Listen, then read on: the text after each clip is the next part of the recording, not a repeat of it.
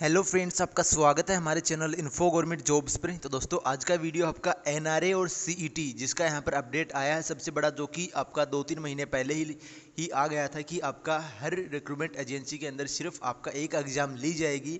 तो दोस्तों फाइनली उसका यहाँ पर आरआरबी, एसएससी और आपका आईबीपीएस जो बैंक की वैकेंसी लेते हैं, और आरआरबी आपका रेलवे की, और एसएससी जो आपकी अदर जो भी गवर्नमेंट की वैकेंसीज होती हैं वो सिलेक्शन स्टाफ सिलेक्शन कमीशन है वो लेता है। तो दोस्तों तीनों की एक ही एग्ज़ाम यहाँ पर प्री एग्जाम है वो करने की यहाँ पर जो बात 3-4 महीने पहले की गई थी, उसको दोस्तों फाइनली यहाँ पर वेरिफिकेशन मिल गया है। और वो दोस्तों अब आपका जल्द ही अप्रूवल लेटर मिल गया है और अब आपका जल्द ही लागू हो जाएगा। तो इसके क्या फ़ायदे हैं, क्या नुकसान हैं और क्या बदलाव होंगे अगर कोई छात्र है वो एग्ज़ाम में फेल हो जाता है तो वो किसी भी वैकेंसी में तीनों में फॉर्म अप्लाई नहीं कर पाएगा, या फिर कोई और दूसरा रास्ता है। तो इस प्रकार से मैं आपको सारी डिटेल्स इसके बारे में बताने वाला हूँ। तो उससे पहले अगर आप चैनल को पहली बार विजिट करो तो चैनल को सब्सक्राइब कर बेल आइकन को हिट करके ऑल पर क्लिक जरूर कर दीजिएगा।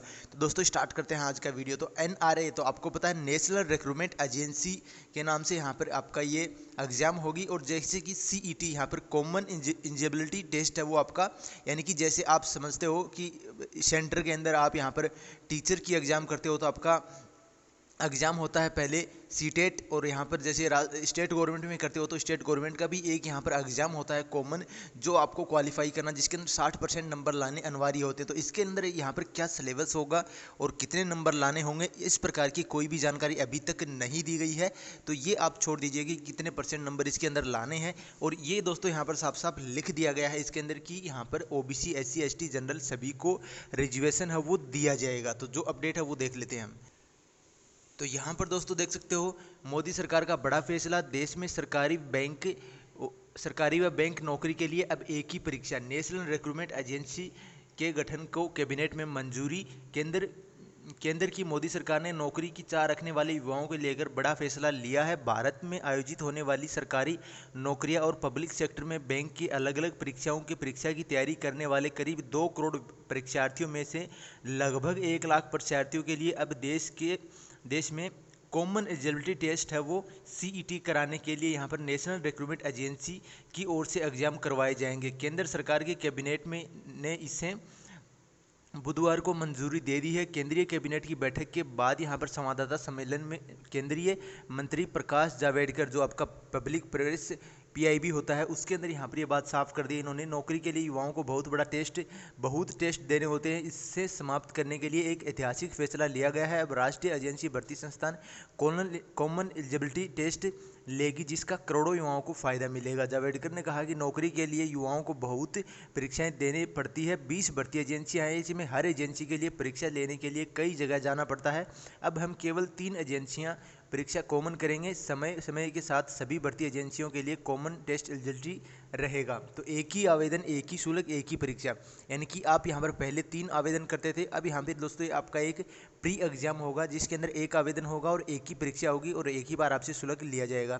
तो इसके अंदर दोस्तों यहाँ पर रेलवे, बैंकिंग, समस्त प्राथमिक परीक्षाएं अलग अलग परीक्षा देने की ज़रूरत नहीं पड़ेगी। इन तीनों के लिए एक ही एजेंसी बनाई जाएगी। एक ही आवेदन, एक ही शुल्क, एक ही परीक्षा में इस परीक्षा का स्कोर 3 साल के लिए मान्य होगा। अब दोस्तों इसमें आपको बहुत बड़ी जानकारी मिलेगी, मैं आपको बताऊंगा। अभी तक केवल 2 भाषाओं में ही परीक्षा की इजाज़त थी, यानी कि लगभग यहाँ पर रेलवे को छोड़ दिया जाए तो बाकी एसएससी की एग्ज़ाम हो वो यहाँ पर सिर्फ 2 लैंग्वेज में होती थी, हिंदी और इंग्लिश। जबकि यहाँ पर दोस्तों इसमें 12 भाषाओं में आपकी एग्ज़ाम होगी, यानी कि जो भी स्टेट लेवल की आपकी लैंग्वेज है वो भी उसके अंदर मान्य होंगी। और उसी के अंदर यहाँ पर पेपर जैसे रेलवे का आता था उसी प्रकार से इसका भी यहाँ पर काफ़ी भाषाओं में पेपर आएगा।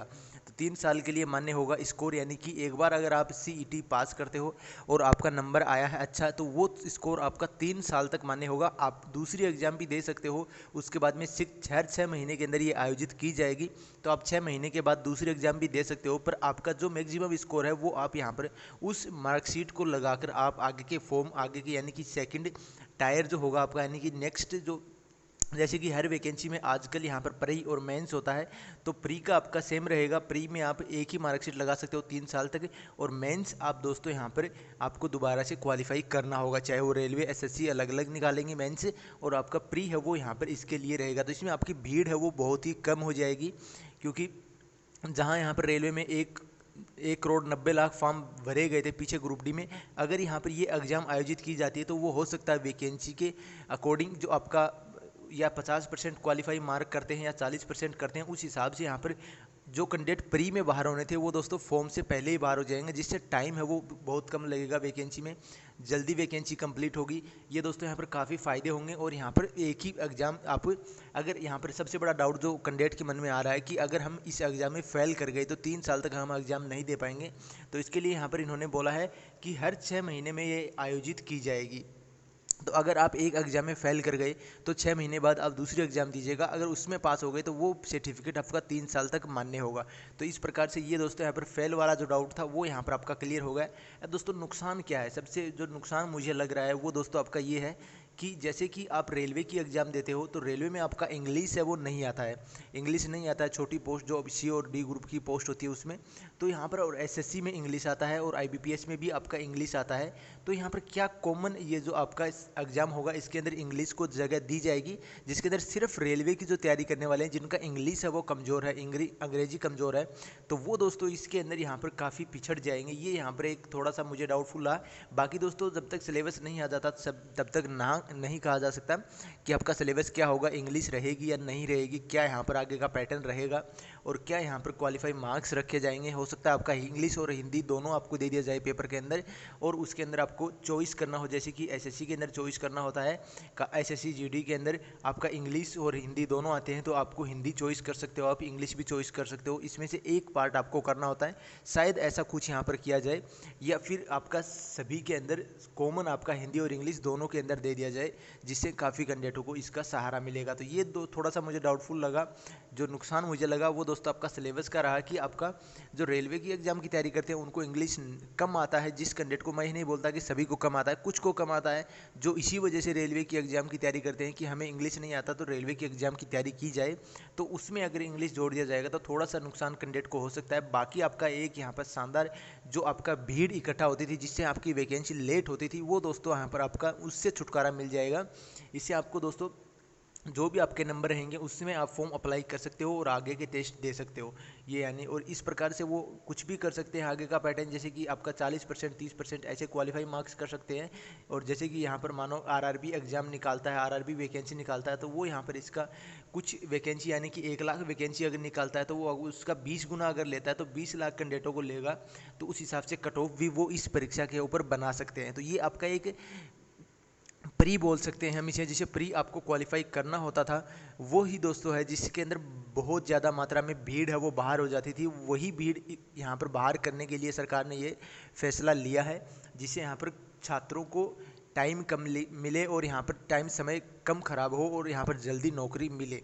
ये इस प्रकार से यहाँ पर ये फैसला लिया गया है जो कि यहाँ पर उन्होंने साफ़ किया है। अब दोस्तों अगर बात की जाए यहाँ पर कि हर 6 महीने में एग्ज़ाम होगा तो एग्ज़ाम सेंटर कहाँ आएंगे, क्या यहाँ पर दूर एग्ज़ाम देने जाना होगा, तो दोस्तों वैसे भी एक कैंडिडेट अगर यहाँ पर तीनों में फॉर्म अप्लाई करता है, आपका आरआरबी, एसएससी और आईबीपीएस तीनों के फॉर्म अप्लाई करता है, एक साल में अगर वैकेंसी है तो 3 बार एग्ज़ाम उसको देने होते हैं। इसी से छुटकारा पाने के लिए दोस्तों यहाँ पर एक ही एग्ज़ाम तीनों के लिए आपको देना होगा। हाँ, अगर आप उस एग्ज़ाम में अच्छा स्कोर करते हो तो 6 महीने बाद जो एग्ज़ाम होगी उसके अंदर आप अप्लाई ना भी करो तो भी ज़्यादा कोई फ़र्क नहीं पड़ेगा मेरे अनुसार, और यहाँ पर उसी एग्ज़ाम से आप आगे के 3 साल तक फॉर्म है वो भर सकते हो। यानी कि एक बार अगर यहाँ पर आप एग्ज़ाम निकालते हो तो 3 साल तक आपकी वही मार्कशीट है वो मानी जाएगी। तो ये यहाँ पर अच्छा है। और दोस्तों एग्ज़ाम सेंटर के बारे में भी यहाँ पर ये बोला गया है कि एग्ज़ाम सेंटर हर ज़िले में एक एग्ज़ाम सेंटर ज़रूर होगा। इस प्रकार से ये बोला गया है सरकार के द्वारा। पीआईबी का जो प्रेस कॉन्फ्रेंस हुआ था उसके अंदर उन्होंने बोला कि हम यहाँ पर हर ज़िले में कम से कम एक एग्ज़ाम सेंटर तो करने की कोशिश पूरी करेंगे इसके अंदर। और आपको पता है यहाँ पर ऑनलाइन एग्ज़ाम होगा, जिस हिसाब से अभी यहाँ पर चल रहे हैं सभी ऑनलाइन एग्ज़ाम, तो यहाँ पर एक सेंटर ज़िले के अंदर होता है तो भी आपका यानी कि उसके अंदर 2 या 3 दिन के अंदर एग्ज़ाम कंडक्ट करवा सकते हैं। जैसे कि 2 करोड़ फॉर्म यहाँ पर भरे जाएंगे इस एग्ज़ाम के लिए, तो यहाँ पर एक दिन में तो ये पॉसिबल नहीं है, या भी 2 महीने या 3 महीने जितने भी दिन एग्ज़ाम चलेगी उतने दिन दोस्तों एग्ज़ाम चलेगी आपकी। फिर आपका नॉर्मलाइजेशन मार्क करके आपको मार्कशीट है वो दी जाएगी, और उस मार्कशीट से आप जो भी फॉर्म अप्लाई करोगे उसके अंदर आप जैसे 10th और 12th के नंबर देते हो उसके अंदर इसके नंबर आपको देने होंगे। तो ये एक अच्छा फैसला मान सकता हूँ मैं। आपका जो नुकसान मुझे लगा वो मैंने आपको बताया, सिर्फ सिलेबस का यहाँ पर अभी तक कुछ पता नहीं है, क्योंकि जब तक सिलेबस जारी नहीं होता तब तक हम इसे बुरा नहीं बोल सकते। अब तक दोस्तों यहाँ पर ये एक अच्छा फैसला मानता हूँ मैं, क्योंकि हर 6 महीने में एक कंडक्ट करवाने की बात इसके अंदर बोली गई है। अगर ये होता कि 1 साल में एक बार या फिर 2 साल में एक बार आयोजित की जाएगी, तब यहाँ पर कैंडिडेटों को काफ़ी नुकसान हो सकता था। पर अब यहाँ पर 6 महीने के अंदर, यानी कि एक बार अगर आप फेल भी कर गए तो 6 महीने बाद आप दोबारा से उसे क्वालिफाई कर सकते हो। तो ये दोस्तों मेरे अनुसार जो मुझे लगे आपको डाउट जो बताने चाहिए थे वो मैंने आपको बताए। और अभी इसके अलावा कोई भी डाउट है तो कमेंट बॉक्स में कमेंट कीजिएगा, मैं आपको रिप्लाई दूंगा वहाँ पर, या फिर वीडियो नेक्स्ट हम बनाएंगे। वीडियो को शेयर कीजिएगा दोस्तों के साथ और चैनल को सब्सक्राइब। धन्यवाद। जय हिंद, जय भारत।